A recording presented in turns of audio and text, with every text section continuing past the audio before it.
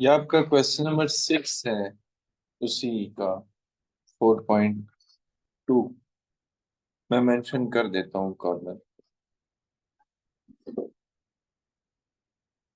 4.2।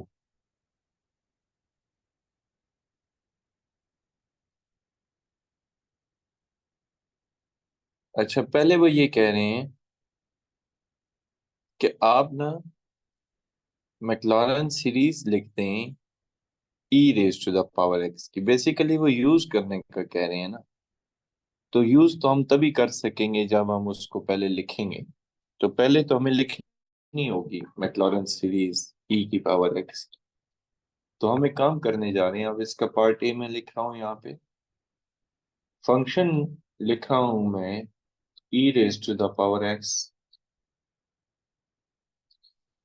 इसी के सामने ना मैं इसमें जीरो पुट कर दूंगा। फंक्शन में जीरो पुट करना। अच्छा, अब ना आप इसका पहला डेरिवेटिव ले लें।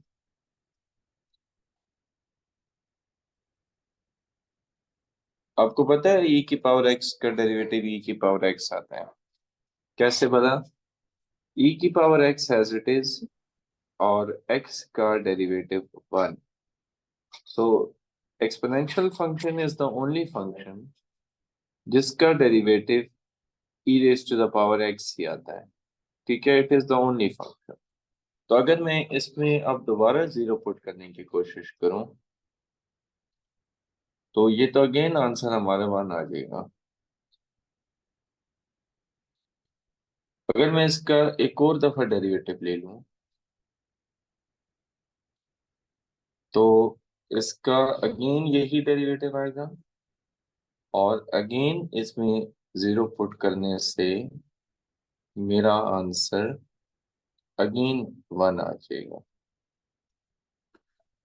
अच्छा, तीसरी दफा डेरिवेटिव भी लूंगा ना तो बच्चों फिर भी यही आएगा। और अगर मैं इसमें फिर जीरो पुट करूं तो फिर भी आंसर मेरे पास वन ही आएगा। जी, समझ आ रही है आप लोगों को? ये बात बता दें। Yes sir. सही। अब ना नीचे मैं मैक्लॉरेन सीरीज का यहाँ रेफरेंस दूंगा। मैं लिखूंगा since the मैक्लॉरेन series is.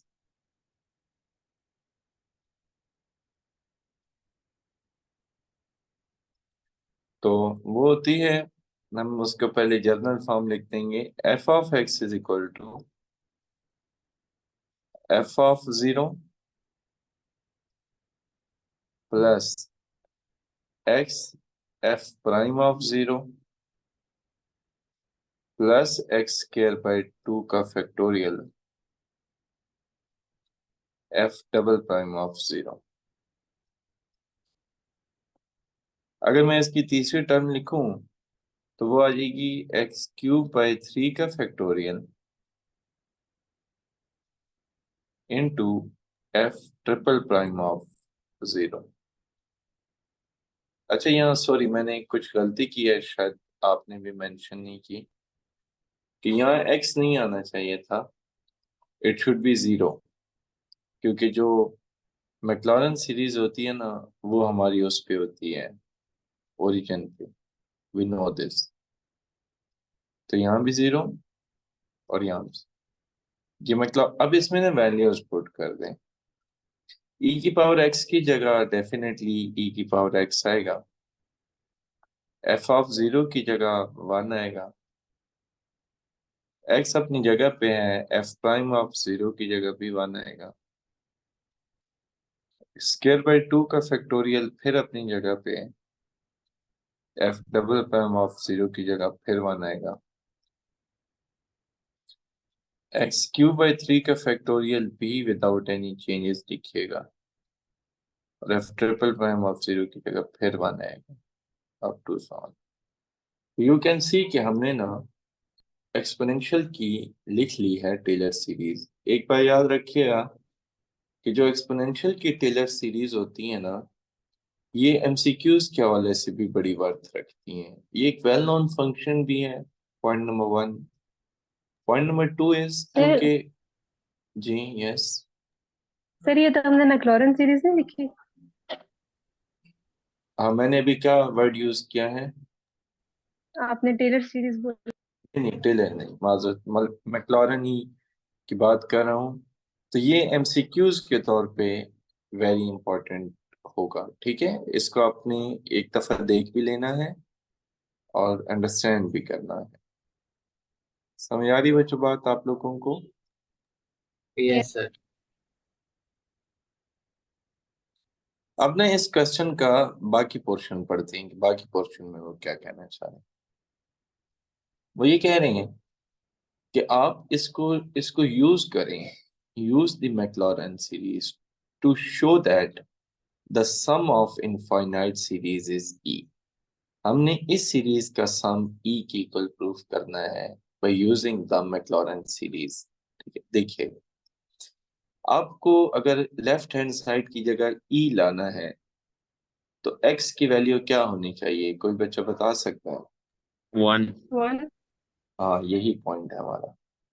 Put x is equal to 1, तो यू कैन सी के E is equal to 1 plus 1 plus 1 का स्क्वायर डिवाइडेड बाय 2 का फैक्टोरियल प्लस 1 का क्यूब डिवाइडेड बाय 3 का factorial up to so on. आप देखें ना बच्चों, ये जो उन्होंने हमें कहा था कि आप इस सीरीज का सम ई की इक्वल प्रूफ करें, तो आपको नहीं लगता कि राइट साइड पे यही सीरीज हमारी लिखी हुई है? इसको अगर मैं थोड़ा रीअरेंज करूँ ना, यूं भी लिखा जा सकता है 1 प्लस 1/1 का फैक्टोरियल। 1/1 का फैक्टोरियल क्यों? क्योंकि 1 के नीचे तो 1 लिखा जा सकता है और 1 फैक्टोरियल को 1 लिख सकते हैं। 1/2 का फैक्टोरियल एंड 1/3 का factorial up to so on. अब अगर आप इस स्टेप को देखें तो ये जो आपकी राइट साइड है, ये बच्चों क्या है? ये है गिवन सीरीज जो उन्होंने हमें दी थी कि आप इसका सम फाइंड करके दें, गिवन सीरीज। और लेफ्ट साइड क्या है कि हमने इस सीरीज को सम करके उसका आंसर ई की इक्वल प्रूफ कर दिया। We summed the series. जी बच्चों क्लियर हो रही है बात आप लोगों को? Yes sir. सर। नहीं, पार्ट बी अंडरस्टैंड करने की जरूरत होगी हमें। पार्ट बी में वो ये कहते हैं कि यूज सर पार्ट। जी यस मुइस। ये पीछे वाले में 1 तो वैसे आ गया, x की जगह x/2 फैक्टोरियल की जगह x की जगह 1 डल गया, तो जो उससे पीछे वाला x था वो तो बस x था ये। कौन सा एक्स? सर ये 1+1 है। हाँ ये 1+1 भी लिखा जी। रहे तो इट्स ओके है, लेकिन अगर हम इसको 1/1 का फैक्टोरियल भी लिख देंगे तो वो मुनासिब होगा, ताकि वो मैच हो जाए ना उसके साथ जो उन्होंने हमें सीरीज दी है उसको। Okay sir. अच्छा बच्चा सुनिए, वो ये कह रहे हैं कि आप पार्ट ए को यूज कर लें to find out the value of E that must be accurate to 4 decimal places. एक बार याद रखिएगा, जो इरेशनल नंबर होते हैं ना लाइक ई और पाई, इनकी वैल्यू फाइंड करना ना मैथ के अंदर बाकायदा एक हमेशा डिस्कशन रही है। तो जब हम कोई नई चीज इंट्रोड्यूस करते हैं, मैक्लॉरन एंड टेलर एक नई चीज हमने इंट्रोड्यूस की, तो उस नई चीज को हम लाजमी यूज करना चाहते हैं उन पुरानी चीजों को सम अप करने के लिए। मतलब अब फर्ज करें ई की जो वैल्यू है वो इरेशनल नंबर है ई, जिसकी value 2.71 up to so on होती है।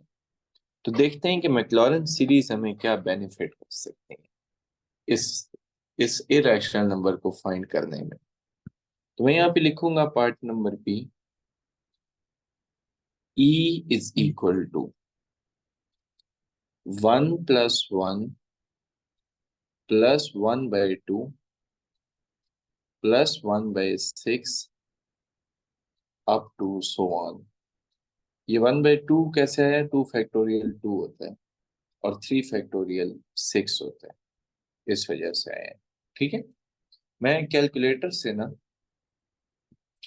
1 + 1 करूं तो आंसर तो 2 आता है, प्लस 1 डिवाइडेड बाई 2 करूं तो आंसर तो 0.5 आता है, प्लस 1 डिवाइडेड बाई 6 करूं तो आंसर तो 2.66 आता है।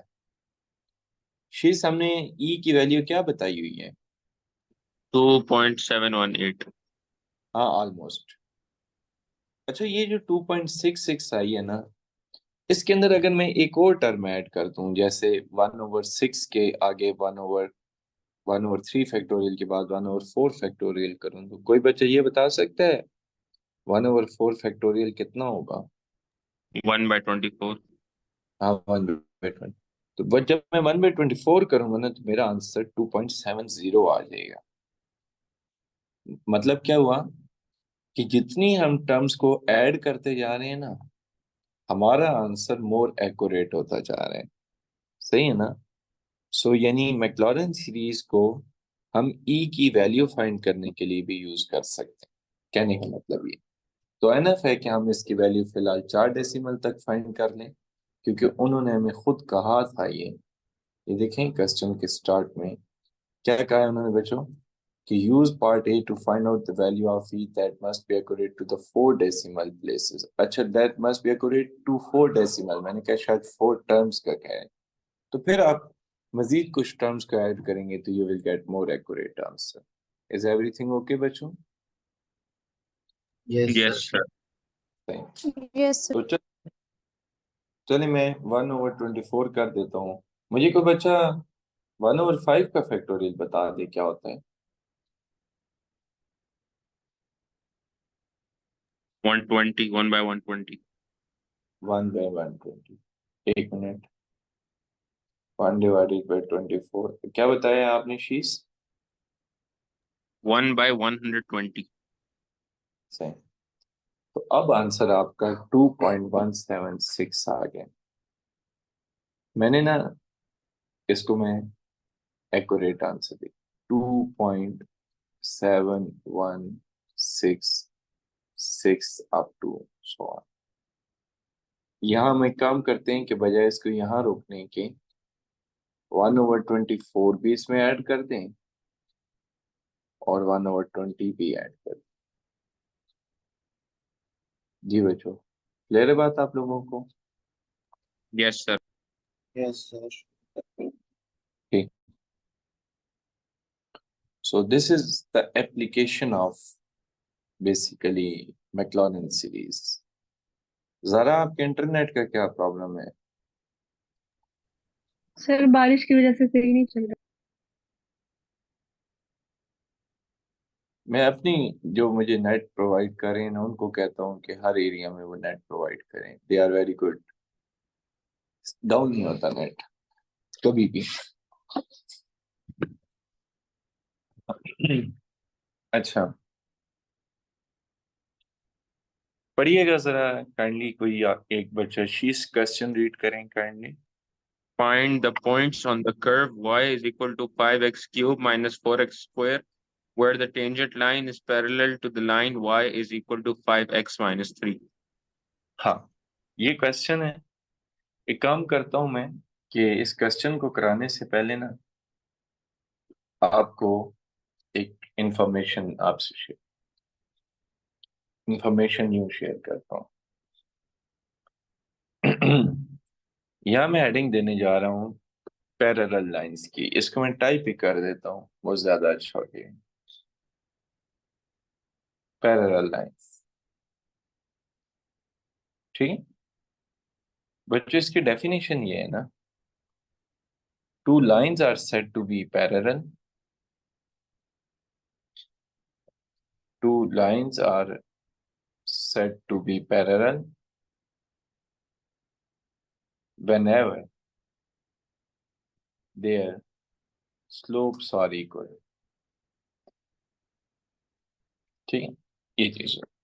To lines are said to be parallel whenever their slopes are equal। अब देखें हमने क्या करना है कि हमने ये फर्ज करें एक एक रैंडम कर्व है ना, यूं यूं आ रही है ये कर्व लाइक दिस। अब हमने ना एक्स की वो वाली वैल्यूज बतानी है। डेफिनेटली एक्स की यहाँ एक वैल्यू होगी और एक वैल्यू यहाँ होगी, फर्ज करें। हमने एक्स की वो वाली वैल्यूज बतानी है जिन पे ड्रॉ होने वाला टेंजेंट उस लाइन के पैरेलल होना चाहिए। यानी अगर मैं इस पे टेंजेंट ड्रॉ करूँ ना बच्चों, यूं, ये टेंजेंट एक ड्रॉ हो गया। अब इस पे भी एक टेंजेंट ड्रॉ करना होगा मुझे। लेट्स से ये मैंने टेंजेंट ड्रॉ किया, ये पैरेलल किसके होना चाहिए? जो गिवन लाइन है वो लाइन ना कहीं कर्व से दूर कहीं लाई कर रही है, यहाँ लेट्स से लाइक, यानी इस लाइन को इस कर्व के ऊपर बनने वाले दो टेंजेंट के पैरेलल होना चाहिए। तो इसको हम यूं कर सकते हैं कि ये क्या है, गिवन लाइन है, इसका नाम मैं लिख देता हूं, गिवन लाइन है ये क्या है बच्चों? कर्व है ये जो उन्होंने हमें गिवन की है। लाइन भी लाजमी बात है कि हमने ना ये वाली वैल्यूज बतानी है। एक बात याद रखिएगा कि जो कर्व होती है ना वो इन्फिनिट वैल्यू मैनी वैल्यूज से मिलके बनती है, इन्फिनिट मैनी पॉइंट्स से। तो हमने तो ये वाले पॉइंट्स निकालने हैं, ये वाले, जस्ट एक दो तीन चार कितने कुछ भी हो सकते हैं। अभी हमने ना पीछे एक बात लिखी हुई है कि two lines are parallel whenever their slopes are equal. अब यहाँ डेरिवेटिव का यूज हम करने जा रहे हैं। कैसे करेंगे कि हम ना इस कर्व का डेरिवेटिव लेंगे तो इस कर्व के टेंजेंट की स्लोप आ जाएगी, because we know that the derivative is the slope of the tangent. इसकी स्लोप आ जाएगी, फिर हम जब इसका डेरिवेटिव लेंगे तो इसकी स्लोप आ जाएगी, और दोनों को हम इक्वल पुट कर देंगे। इक्वल क्यों पुट करेंगे? Because they said that the lines are parallel. ठीक है, इस पे बनने वाला टेंजेंट और इस लाइन को अगर हमने पैरेलल प्रूफ करना है ना तो हमें इन दोनों को इक्वल पुट करना होगा। इसका डेरिवेटिव लूंगा और कर्व का डेरिवेटिव लूंगा। डेरिवेटिव ही क्यों लूंगा? क्योंकि स्लोप जो होती है ना वो डेरिवेटिव होती है। ठीक है, देखिएगा इसका मैं जो डेरिवेटिव ले रहा हूं,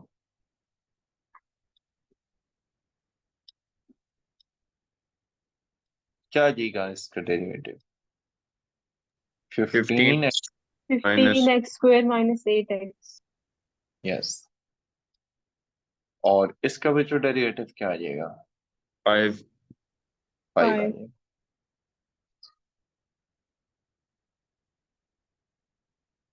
अब यहां से ये आ चुकी है स्लोप ऑफ टेंजेंट। ठीक है, at arbitrary point slope of tangent. Arbitrary का मतलब ये है कि अभी हमने कोई नो डाउट कोई पॉइंट नहीं पुट किया, but we are assuming it is at some point. और ये क्या है बच्चों?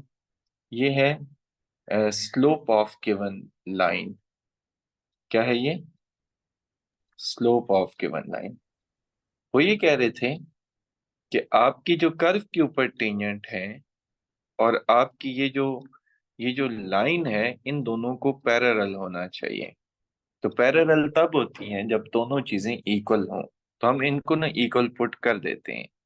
सो 12x का स्क्वायर -8x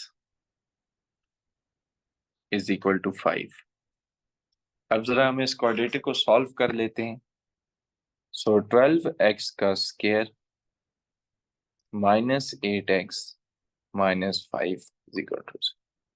अच्छा, इनको इक्वल पुट करने के पीछे ना यहाँ रीजन भी लिख देता हूँ, सिंस दे आर पैरेलल। क्योंकि आइंदा जब आप कभी क्वेश्चन करें तो आपको समझ आ जाए, सिंस दे आर पैरेलल।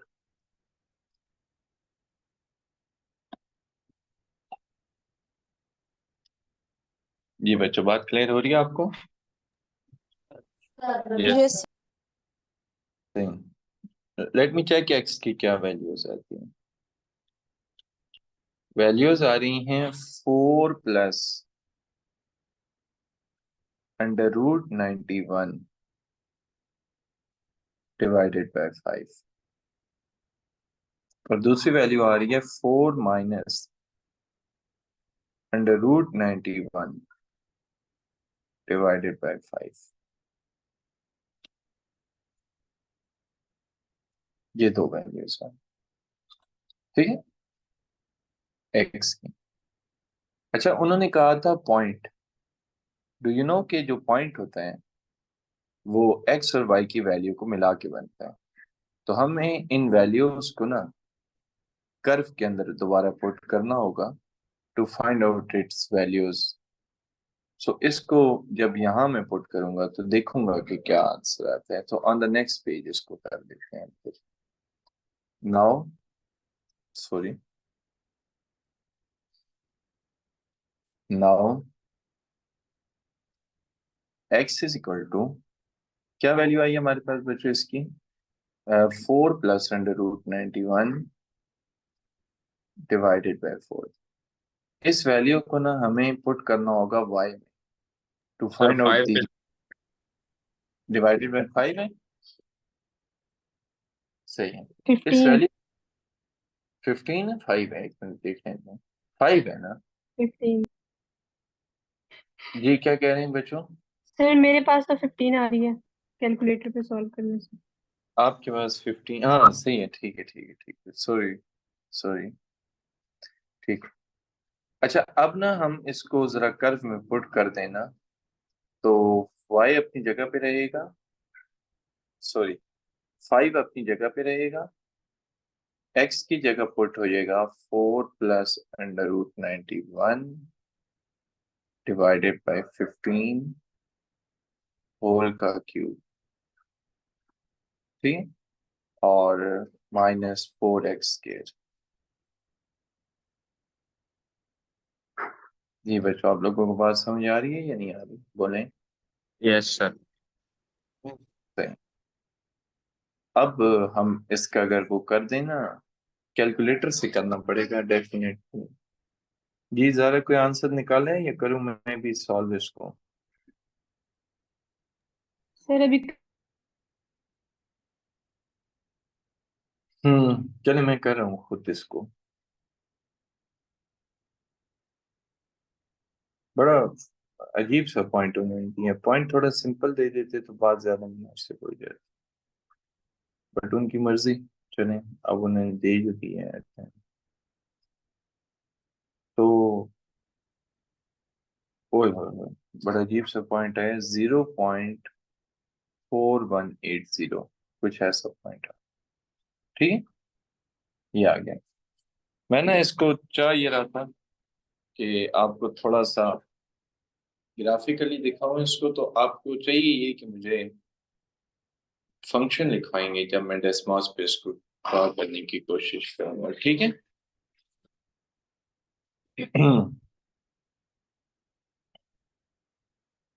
मैं आपसे स्क्रीन शेयर,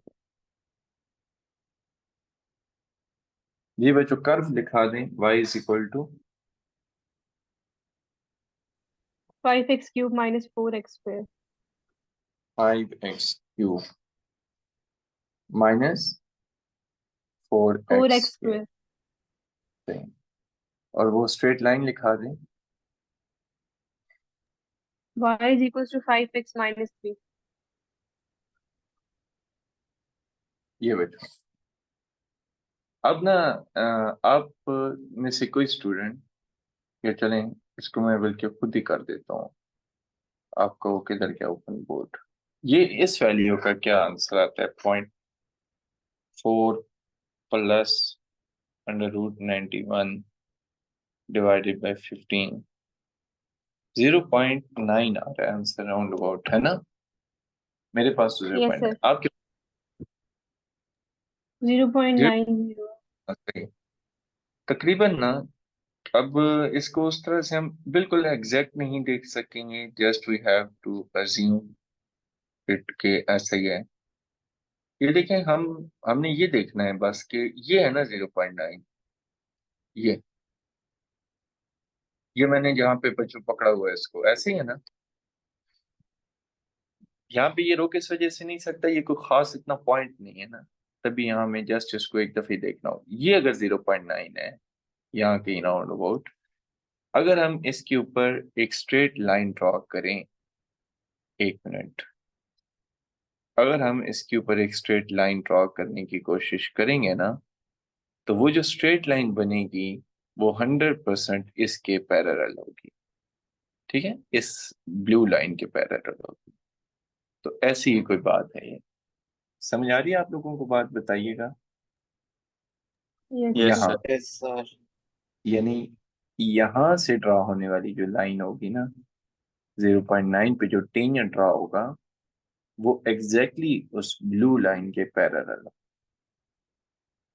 ये यहाँ इस तरह से, ये असल में इसका मतलब था इस क्वेश्चन का। इसी तरह एक और नीचे, अब वो कोई बच्चा दूसरी अगर वैल्यू करता तो डेफिनेटली वो भी एक आंसर आ रहा होता, वो भी एक पॉइंट एग्जिस्ट करता। तो असल इसका मकसद ये था इस क्वेश्चन। आप लोगों को समझ आ रही है बात कि नहीं आ रही? यस।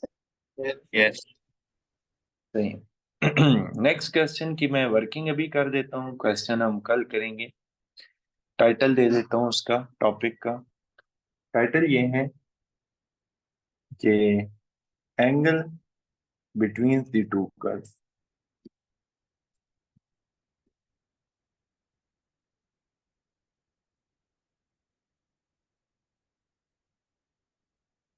ठीक है, इसके बारे में बात की है बच्चों कि angle between two curves is basically